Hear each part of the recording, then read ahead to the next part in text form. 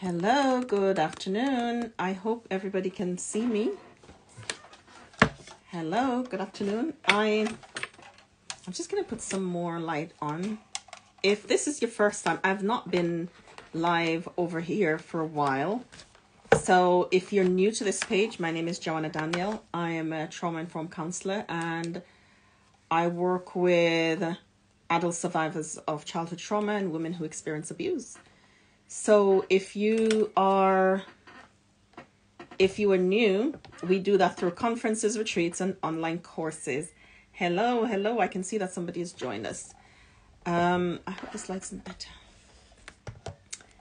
So I want to be over here on a Tuesday afternoon. I'm going to be here on a Thursday, on a Tuesday with different people, just having trauma recovery conversations and talking about growth and healing. And I want to kick this off today. Somebody's supposed to join me. I'll see if she joins as we're going along. So I want to talk about something that I saw yesterday that I posted in my group for the women who are healing from sexual abuse. And we just had a conversation about it last night, well, via text in our group, that says healing is ongoing, but after healing, life feels different than it did before. So even though healing is ongoing, that means it never comes to a point where you thought, fine, that's it, it's over. Because personal development is ongoing. We're always learning more things about ourselves. We're always learning more things about ourselves. There are always things that we want to develop about self. And so that's why healing, I believe, is ongoing. And that's why I agree with that. I'm trying to see the best position for the light. And that's why I agree with that quote about healing is ongoing. But the part that's interesting for me is that life, even though it's ongoing, after you've started, life is never going to be the same again as it did before. And we had a conversation about that. And hey, okay, Camilla, I can see that you have joined. I'm going to try and add you so we can have this chat together. No, I've never added somebody to can you request to join? Because I've never added somebody to an Instagram live. I'm used to doing live in other places. So if you can request to join, then we can have this chat together. Camila and I have this chat all the time on our own, privately. So we're going to try and do it here. Now, I don't know how to make you join. So just request, if there's a way for you to request to join, I'll add you to the call and we can have the conversation about why healing is ongoing and what does it look like. Okay, fab. To be added now. What does it look like before you start and after you start? And why would you encourage somebody to do it? What does it look like before it starts? Hey, you're here. You're on. Hi, Joanna. Oh, hello. So, hi, everybody. So just tell us, I started, Camilla, talking about the topic, healing is ongoing, but life is different after you started than it would before. And I just want us to talk for the next maybe 10 minutes about what does it look like before, what does it look like after, and kind of some of the things, because I know sometimes people are afraid, people are worried about starting because it feels overwhelming, and because it feels overwhelming, then people struggle, and some people struggle on and don't start at all. So before you tell us from your perspective what it looks like before and after, just really quickly, tell us about you and who's the diary of a church sister. So hi, my name is Camellia Brown. I am the owner of or leader of Diary of a Church Sister. It started because of my own healing journey and the trauma that I went through. And I recognized that there were so many sisters like myself in church that were somewhat existing in church, but not really whole, not healed, not really tapping into their full potential because they were trapped in the pain of their past. So the moment I started my healing journey, I was empowered now to share with others, and I started Diary of a Church Sister. Fantastic. So, I know what the journey looks like before and during and after as well. And it's a complete change. It's a complete new person that started the journey. What are some of the, because I see you post that on your YouTube channel, and I see you talk about it sometimes when you comment on our posts on Wounds to Scars on Facebook. So tell us some of the things that people can look forward to after. I think we all know what it looks like before, being riddled with shame and fear and pain and guilt, and use coping mechanisms. Thank you, Susan, for joining. Use coping mechanisms that are unhealthy.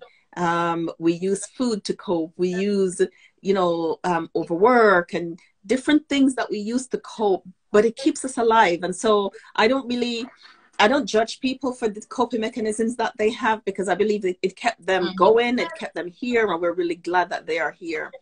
But what can people look forward to after? Would they still need the same coping mechanisms? All right, so first I want to say welcome to Jody, who has joined us. After you know that I can tell you though, because I can paint it to be blissful, healing to be blissful, but the reality is that it gets nasty. It's hard, right? Work. It's hard work. There's somewhat confusion when you start the work, but as you go through the process, is that there's just this enlightenment where you're now getting to know who you really are as a person. You start to identify the things that you really like. You're now able to set boundaries, like healthy boundaries. You're now able to identify when you're triggered. What is a trigger? Why am I triggered? You're able now to control yourself and to self-soothe, right? You're not able to accept without using, sorry, you said self-soothe, without using the same coping mechanism. So because you said healing is hard, it's messy, as you said, because we have to dive into the pain, because we can't heal by going around it. We go into it, and that makes it's hard, because you're feeling all the things. But you said you can get to the place where you can self-soothe. So would people, after you started the journey, self-soothe with the same way, or do we do it differently? I mean, definitely it's differently. It's not, because if I share with you, one of my negative coping mechanism was actually having sex, right? And I wanted just to feel happy afterwards, not to be in the space. But now I recognize that I don't need to do that. All I need to do is sit with my current situation. Yeah. Evaluate. I sit with it on that wall. You know that wall that we talk about, Joanna? I sit with it on the wall, and I say, all right, do I want to go back to my negative coping mechanism, or do I want to work through my current situation? And I find that when I work through the current situation, I end up victorious. I end up not having to go to God and say, God, I'm so sorry. Will you forgive me? Please, please, please, please. He's forgiving though, isn't he? He's amazing. You said one thing. I think it was about 2 or 3 years ago, you spoke for us at Wounds to Scars when we had I think I was doing a winter summit or something like that, and you were one of the speakers, and you said something that was so life-changing for me, and I know for the people who were listening. You said, I took my pain at the cross and I left it there, and I said, that's your problem, you deal with it. I'm paraphrasing, but I thought that was so significant, because you're like, not my pain, your children, they hurt me, you deal with it. And I think the difference with that was, because sometimes we use prayer. I just wrote a trauma stabilization workbook, and I put in unhealthy coping mechanism, I put Bible study, and I'm like, should I put it there? But I did, because I know sometimes we use that to hide behind as a way to not deal with issues. And we have to deal with things in order for us to heal. So if I always say to have healing, you have to pursue it. And if that was a person, I think that would be you. That would describe you. You really pursued healing. Thank you so much. And as you say, sometimes we can use Bible study, and one that I find from the other day I've been looking at, and we see it online. Praise through the pain. Just praise through it. Praise I mean, what does that mean? How do you do that? How do you do that? You put it put the pain on the back burner, and then you praise through it. Guess what? The pain is still going to be there. We want to acknowledge the pain. we want to acknowledge the pain and have some tools to work through it. That's how we do. Yes. That's the story. That's how we do it. So with your therapist and God, you go to God in prayer and you say, Lord, this is where I'm at. With the tools that your therapist has given to you, and you know that, okay, I need to maybe journal, but you're not able to find the strength to journal. You go to God and say, God, I really need the strength to journal at this point in time. This is what I want to do. I don't want to journal. I want to go the other side. Yeah. But will you give me the strength to just be able to work through this situation? And that is what God wants us to do. And I believe that when we seek him that way, he smiles and he gives us the power that we need to overcome and to be able to work through our pain at that particular time. So that's one of the difference that you've identified, that as opposed to use my unhealthy coping mechanisms, there's this wall I sit on, I work through the feelings, I allow myself to feel them, and I use the tools that I learned to deal with it. And now, even when I'm in the midst of the triggers, even when I'm feeling all the things, when I'm feeling upset, when I'm feeling angry, when I want to cry, when I'm feeling sad, when I'm lonely, I can still feel those things and I can still choose, because I've been strengthened to choose something else.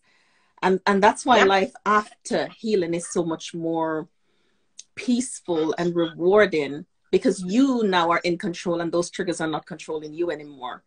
And you mentioned therapy, and I know not everybody can afford it. Not everybody feel they should do it. I think everybody should do it in the whole wide world. Not because I'm a counselor, but I think it just makes such a massive difference. But that's why I do groups at Wounds to Scars. So we have groups. We're starting a new group tomorrow night for women who are healing from sexual trauma. We have one on a Monday night. That one's closed. We can't add anybody else. And we have a group for women who are healing from domestic abuse, because I believe in the power of groups and sisterhood to help women heal. And, you know, we did the Storm Chaser where we did healing from rejection and abandonment. That was my favorite one, I have to say. Don't tell the others. But I absolutely love that healing from rejection and abandonment, because I believe what all the other traumas that we experience, when we don't have secure connection, it really does make things so much more difficult, because it affects how we are relationally. And that needs to be fixed. So the conversation changes. You know, carry on. Sorry, and as you put on the Storm Chaser group, I was a part of that, and trust me, it opened up my eyes to so many things. So many of my negative coping mechanisms were attached to my abandonment issues that I'd faced as a child coming up, and being a part of that group, Joanna, trust me, listening to the other ladies share, and I was able to even relate to. And when in my own life experience, I remember I told them about the story where I was triggered, and all I wanted to do was to be by my mother's side. No, my mother is deceased, and I got on a bus and I decided that I was going to go right at her graveside to just sit and be there. And I sat in that bus that would not move for about 45 minutes. And the Holy Spirit says, get out. Deal with the issue. And so I was able to... You were off the emotional brain now. Your emotional brain was calming down. You could get access to your frontal lobe where you could now hear. Yes, and I was able to now process that, to deal with it. I came out of the vehicle and I went home and I sat with the feeling at that particular time, and I was able to recognize that, oh, I was just seeking a place to have secure attachment. Yeah. And now I went, instead of trying to go to my mother's graveside, I went to God, I dealt with it. And when I came to the group, I came there victorious, like, oh, look at me. Yeah, groups are amazing. I mean, I'm just so, and I know you're proud of yourself, and you should be, that just we can have this conversation because you've put the work in. Now, healing, does it ever feel like I'm done? There's nothing else for me to do. I don't have to, there's nothing else for me to work through, or you're noticing difference, but are there situations where you think, I could do some more work here and I can do some more work here? How does that feel? Does that feel discouraging, or does that feel like empowering? Like, oh yeah, I can see it and I know what I need to do?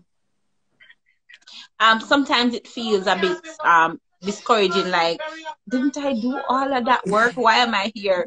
But when you look at it, when I sit down and look at it, I'm like, I feel empowered because now there's another layer to my story that I'm able to deal with, Yeah. to overcome, to get victory over, and to process so that I can show up as my authentic self. Because this, what I've learned about the brain through studies is that the brain actually protects us. So there are some things that we will remember and some things that we will remember over a period of time. So as we remember these things, we deal with it. Yes. And yes. it is just an empowering thing for me to be able to even remember, even though they're painful. It feels good to remember. So I can now identify, why am I feeling this way? Why do I react? And now I can deal with that. If I need to do, whether it's wanna be a part of a group, or I need a one-on-one, or I can maybe do with the storm chaser, buying the journal and having that and sitting down with it and working through it with me and God, and then maybe going into the group. Yeah, I mean, awesome. And you know, when we do our retreat in Jamaica in July, I'm so looking forward to that one. Can you imagine journaling while we're looking at the beach? I think it's just going to be the best environment to do that work in. So when we do our retreat in Jamaica in July, more skills, because of course can't do it without you there. So No. but healing is layered, isn't it? Like you're always and that's why healing is ongoing, because we're always discovering things. And as you grow, you're in ministry, you're serving, as you grow, there's going to be one layer to deal with. And I mean, when you're trained as a counselor, as I did, you have to get counseling too, because you have to, parallel process. Everybody have something to work through. I believe we've just come through a pandemic, and I believe it. I don't know if there's anybody that can say that the last 2 years haven't affected me in any way. It has affected us in different ways. We've lost people who we love, colleagues, family members. Life has been challenging, and we've come out of a pandemic. Well, we're not even out yet. Now we're in war, and there's always something that's going on in life. And it's really important to have safe spaces where we can just go say, hey, today's a bad day. I'm having a bad day today. How do you cope with bad days? I usually have really good ways of coping, but I find the coping mechanisms that I have, they're not working. Help me find some new ones that are healthy so I can keep going. I believe we all need that. But as I was saying, healing is layered. Like if you didn't start one layer, do you think you'd get to the place now where you're going? I'm in a bus. I can hear the Holy Spirit say, go home, journal, work through your feelings. You need your mom, but she's not here. What else can you do to fill that need, to meet that need that you have for yourself, so that you're not using your old coping mechanisms? No, I would not have been able to identify that if I did not deal with everything else that was on top. Yeah. Because I find that you have to deal with that layer, and then you're able to deal with the other layer. Yeah. Because the reality is, if you don't work on it any at all, what will happen? You're not equipped to deal with the issues that are there. Yeah. Right? And unless you start one by one, it's like peeling back an onion. In order to get to the heart, you have to take off a layer by layer by layer. So that's what we need to do. And when we are able to do that, because what I find too, Joanna, is that I'm a chef by qualification. Right. I'm a chef. Right? And while in the kitchen, and when you're cooking with the onion and you're peeling back the layers, it will hurt your eyes at first, but eventually your body adjusts to the thing that is coming from the onion. Eventually you will adjust, right? And even if it hurts, you will adjust. Eventually you put that onion in the pot, you put the onion into the pot, and that pain is there no more. It no longer, you can peel onion without your eyes watering. Yeah. That's a really good example, really good analogy. So the more we work on the stuff, it's the less painful it becomes. And even though we have to go layer by layer in healing, there comes a point when we can have these kind of trauma recovery conversations and it doesn't hurt. Is what I'm hearing. That's amazing. It doesn't always hurt. We can have triggers and it doesn't always hurt. We can understand it, we can put things in place, and we can get to it. We can move forward. So healing is ongoing, but healing after feels different than it did before. It's amazing. Thank you. Thank you for coming, Camellia. We're going to continue our trauma recovery conversations every Tuesday around this time, or just before, here on Instagram. I'm back on Thursday, where we're talking about how, and I'm going to be talking to my little sister who looks exactly like me. We're going to talk about how trauma affects women and relationships and how we show up in our parenting, in our marriages. These are conversations that I think are necessary for us to talk about. If you want to learn more about Wounds to Scars, visit us at woundstoscars.com. But thank you all for joining.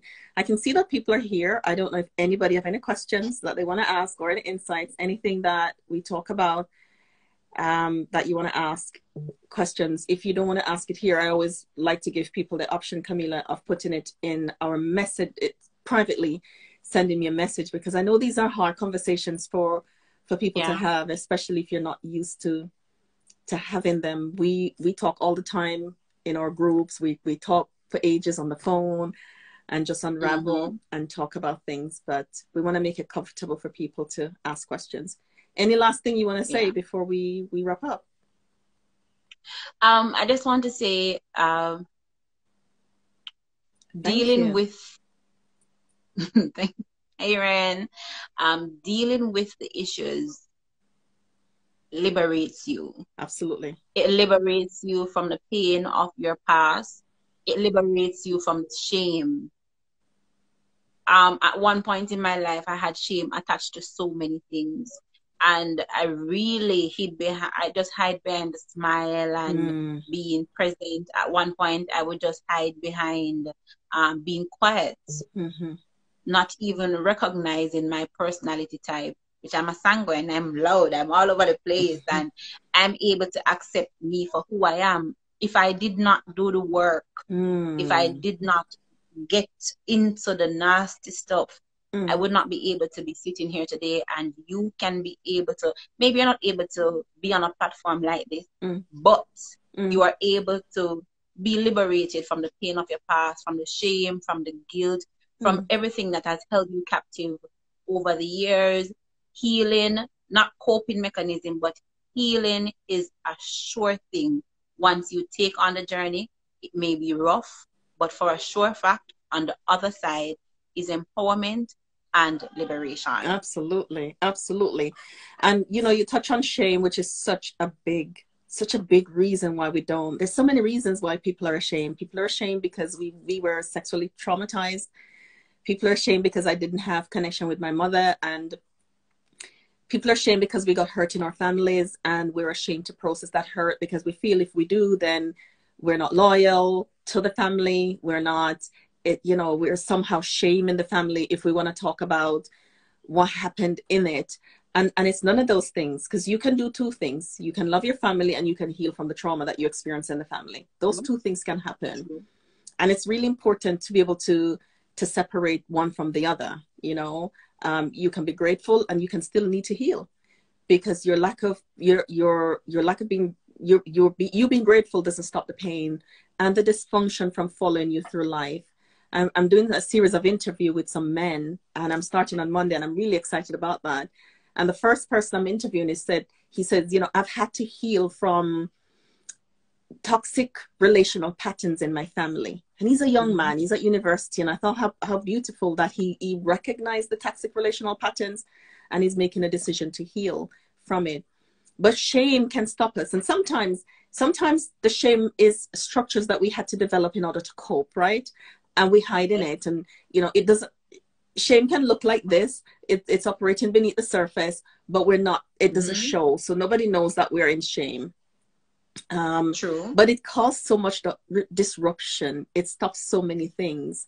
So it's really important to be able to recognize it, know the lies that it tells, be able to release shame, release shame. And Yeah. believe me, you get to the place where you can live without it, where you can operate without shame, where you can talk about the thing and work through the thing and own the thing.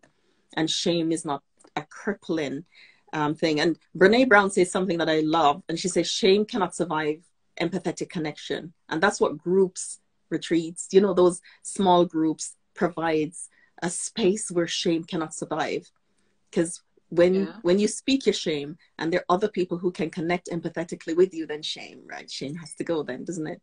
You can work through it. So thank you again. I mean, we can go on and on because you and I enjoy talking about these kind of conversations. Thanks everyone for coming on. Join us again next week when we're going to be here again talking about more trauma recovery conversations. If you have any questions, please feel free to inbox me or inbox Camilla, and we can talk about it. See you next week. Thanks, Camilla. Okay. Bye. Bye, Joanna. Bye. Thank you.